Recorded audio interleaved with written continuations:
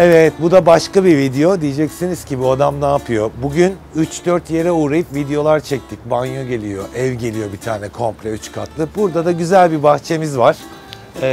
Burası tabii benim hayalimde şu an çok güzel. Sonu olacak inşallah, değil mi Nilay? Burada ne yapacağız arkadaşlar? Bütün yere beton dökeceğiz. Böyle Mikonos sokaklarında o gördüğünüz yollar gibi beyaz bir betondan koltuk dökeceğiz. Herkesin merak ettiği yutong ve sıva işlemini yapacağız burada. İşte yerlerimizi de onlarla bütünleyeceğiz. Masamız gelecek. Burası gerçekten keyifli bir alan haline getireceğiz. Mesela buranın bitkisel anlamda da çok fazla görselliği var. Burayı da sizlerle adım adım paylaşacağım. Çünkü bu yaz herkes bahçesiyle biraz uğraşacakmış gibi geliyor. Çünkü yaşadığımız süreçten sonra biraz daha evlere döndük, bahçelere döndük, balkonlara döndük. O yüzden sizin için keyifli bir video hazırlayacağız. Kafamdaki en önemli şey şuradaki alanı, hazır burada bir oturma alanı oluşturabiliyoruz bu parapetten. Buraya güzel bir beyaz L şeklinde beton dökmek. Güzel bir masa buraya uzun. 2 tane de sandalye düşünüyorum. Burada böyle 7-8 kişi aralıklı şekilde oturabilir.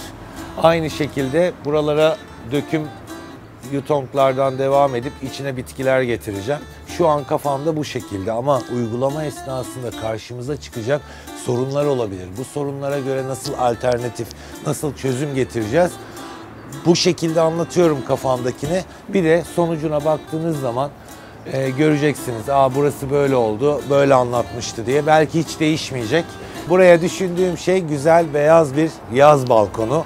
Eminim bu uygulamadan sonra siz de evlerinize uygulayacağınızı düşünüyorum. Adım adım hepsini bununla anlatacağım.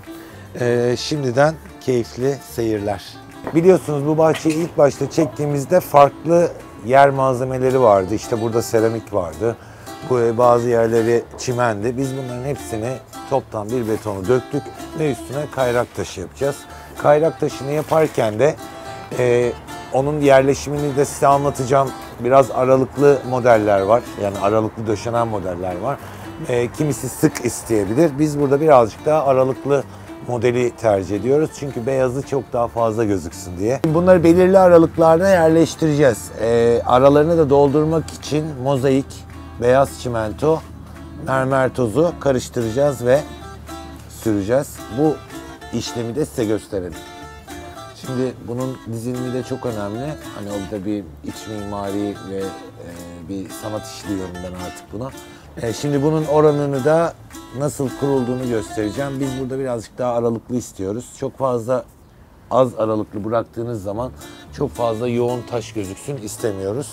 Şimdi bu süreci de beraber seyredelim. Arkadaşlar büyük bir ihtimal şu an duyar gibiyim malzemelerimiz ne olacak diye. Yakından gösteriyorum. Mozaiğimiz bu şekilde. Aynı şekilde de mermer tozumuz böyle. Bir de beyaz çimentomuz var. Bunun üçünü karıştırıyoruz ve bunun arasındaki derz dolgusunu tamamlıyoruz. Şimdi ben gri yapmak istiyorum mesela dediğinizi duyar gibiyim. Onda da bu sefer mozaiğin tonunu, rengini seçip içine karabiliyorsunuz. Farklı renkleri yakalamak için. Şimdi biz bunun karmasını da gösterelim Erol Usta. Şimdi bunu da nasıl karıyorsunuz? Hepsini birebir karıyorsunuz arkadaşlar. Ama ben dokuyu fazla hissetmek istiyorum dediğiniz noktada da mozaiği daha fazla koyuyorsunuz. Bu işlemi de videonun ilerleyen dakikalarında göreceğiz. Şimdi buraya köşe şekilde bir gaz betondan koltuğumuzu yapacağız. İşte hayalimdeki buraya güzel bir masa koymak, karşısında sandalyeler. Ama önce tabii zemin bitecek. Arkadaşlar bunları yerleştirirken aralarındaki ölçüyü söyleyeyim ki size, hani size de bir fikir olsun. Ama siz evde uyguluyorsunuz veya uygulattırıyorsunuz. İstediğiniz ölçüde aralıklarını bırakabilirsiniz. Ama benim tavsiyem çok fazla aralık bırakmayın. Fazla sık da yapmayın. Bunun bir ortası var. Genelde 10-15 ölçülerinin içinde kalın. Yani santim. 10-15 santim. Mesela şöyle gösteriyorum. Bakın şurası 9, 10, 11. Zaten bunlar keskin köşeleri olmadığı için serbest gelecektir. O yüzden 13, böyle 10 diye gidin. Şimdi yavaş yavaş biz bütün zemini bu şekilde yapıştıracağız. Ondan sonra da aralarını dolduracağız. Sonra tel fırçalanacak falan. Bunların hepsini birebir göreceksiniz. Keskinlik yerine birazcık alıyoruz ucundan ve onu yuvarlatacağız. Üstüne gelecek olan file ve kalekimle beraber daha yumuşak bir geçiş yapacağız. Hem oturduğunuz zaman bu bacaklarınızın arka tarafını çizmemek, yani yazında şort giyiyoruz. Hem de daha yumuşak, daha böyle doğal bir hava katmak için uçlarını alıp törpülüyoruz. Bu bitkiyi bozmadan dedik ki ince geçelim orayı, çünkü bitkiler çok önemli biliyorsunuz. Çok uzun zamanda büyüyorlar. O yüzden burayı kısa bitiriyoruz.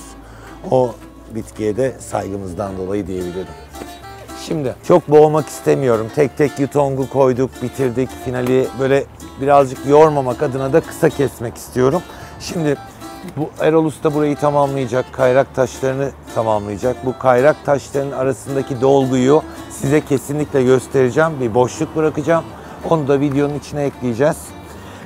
Onun dışında burası tamamlandıktan sonra artık kaç gün sürüyor Erol Usta? 3 gün falan sürüyor büyük bir ihtimal, değil mi? Evet. Tamam. 3 gün sonra arada boşluklar vererek Erol Usta çalışmaya devam edecek.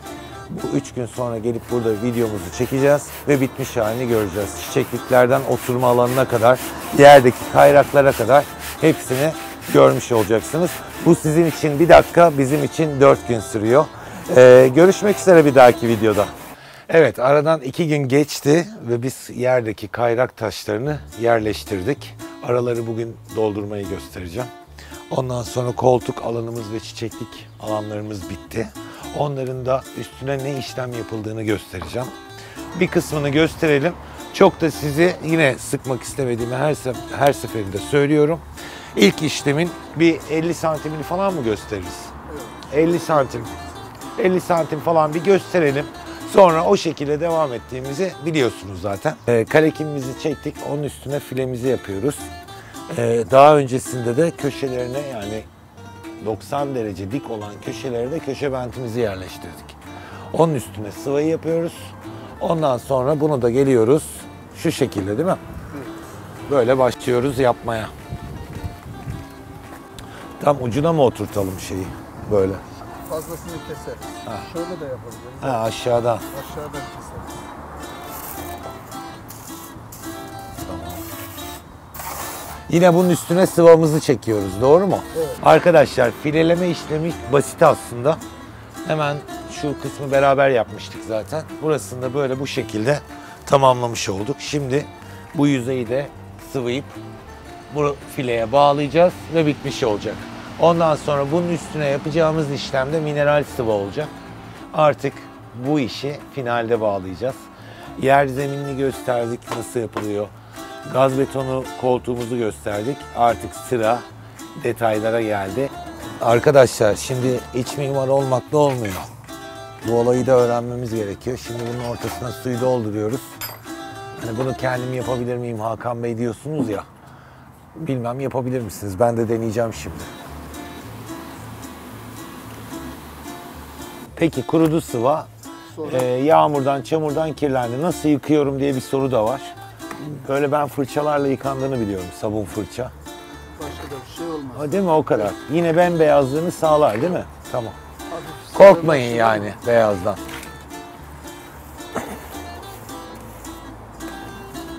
Bir de biz bu kayrak taşlarını gri seçmiştik. Bu beyazla gri de çok güzel olacak. Özellikle kahve istemedi ev sahibi. O yüzden kahverengi kullanmadık. Tabii bunu da kayrakçıdan gidip ev sahibiyle beraber Erol Usta tek tek seçtiler grileri. Çünkü onlar biliyorsunuz çok karışık renkler var içinde. Ben kahverengi istiyorum da diyebilirsiniz. O zaman kahve tonlarını oradan seçe seçe alacaksınız. Biz bunların hepsini antres, böyle koyu gri, açık griler var içinde.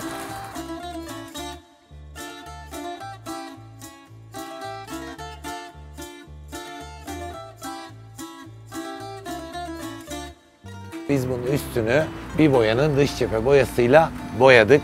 Her yer bembeyaz oldu. Arkadaşlar, meşhur bahçeye geldik. Ne zaman bitecek, ne zaman bitecek diye sorup duruyordunuz. O gün bugün.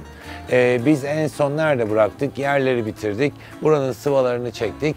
Ondan sonra üstünü de boyamızla boyadık ve bitkilerimizi Hedera Peyzaj'ın sayesinde yerleştirdik. Şimdi bunların masasını, minderlerini hepsini size yerleştirip anlatacağım. Evet, şimdi geldik minderlerimize. Minderlerimiz kapitoneli, kenarları da bu şekilde yapılıyor. Bunlar da aslında elde dikiliyor arkadaşlar.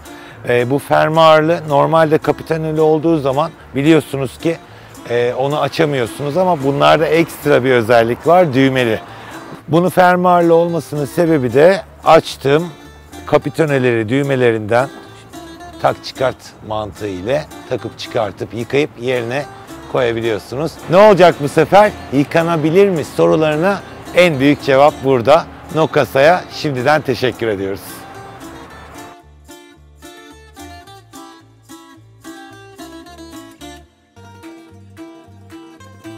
Şimdi size o kadar güzel bir detaydan bahsedeceğim ki bu minderlerin sırtlık kısımlarını dikerken şunu düşünmüş. Nokasa sağ olsun.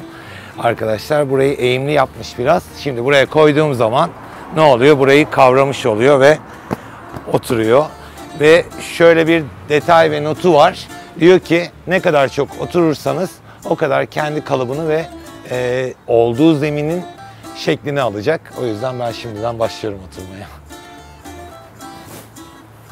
Evet, biz şimdi zemindeki minderlerimizi yerleştirdik ve üzerine Hakan'ın olmazsa olmazı kırlentleri yerleştireceğim. Bu kırlentler Barine Home'dan. Bunlar kendirden yapılıyor ve patchwork mantığı dediğimiz arada dikişleri olan parçalardan oluşan kırlentlerimiz. Ben bunları aralıklı olarak yerleştireceğim. Bu da tabii mekana çok daha fazla hareketlilik ve güzellik sağlayacak.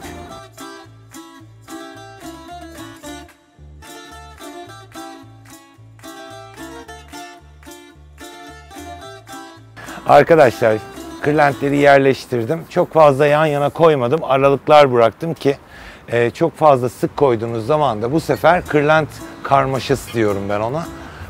O şekilde bir görüntü sağlamamak adına arada boşluklar bıraktım. Çok daha keyifli bir mekan olsun diye. Onun dışında bir tane de koltuk şalı attım. İsterseniz bunu 2-3'e de çıkartabilirsiniz. Misafiriniz geldi. Hafif bir serin hava var. Üzerine tatlı bir koltuk şalı alabilir ve serinlikten ne olabilir? Kurtulabilir. Evet. Şimdi gelelim masamızı yerleştireceğiz. Buraya bu kadar beyazlığın içinde toprak tonlarında böyle yine ahşabın kendi verdiği renklerde de bir masa yerleştirmek istedim. Burada misafirler en az 8 kişi falan çok rahat oturabilecekleri büyük bir masa tasarladık ve yaptırdık. Şimdi onu yerleştireceğim, göreceksiniz. Şimdi benim kolum rahatsız tabii. Ben de ev sahiplerinden rica ettim. Birazcık da masamız çok hafif değil.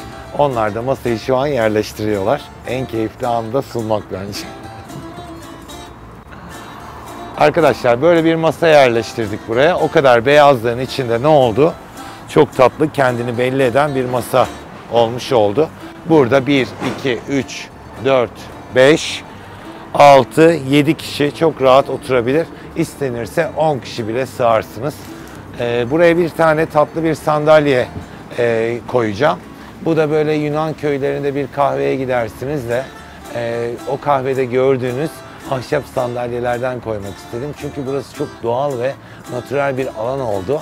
O yüzden bu sandalyeyi de hep aklımda vardı. Onu da bulduk ve buraya onu da yerleştireceğim. Ufak da bir ev sahibinin taburesi varmış. Bu tabureyle de çok uyum sağlayacak diye kendileri de şaşırdılar. Ve gerçekten uyum sağladı. Şimdi onları yerleştiriyorum. Ev sahibi de biz burayı tadilat yaparken kendisi güzel bir kapı tasarladı. İşte beyaz demir, ahşap. O ahşapla da birbirine uyuyor. Böyle gayet natürel. Şuradan ahşap detayıyla açtığınız zaman güzel bir kapı oldu. Aynı şekilde yani burada yapılan en güzel işlerden biri de Hedera Peyzaj'ın bize yapmış olduğu bitkiler oldu. Şimdi ilk gün çektiğimiz bahçe ile bu bahçe arasındaki farkı göreceksiniz. Biz bunları yan yana koyacağız videonun sonunda.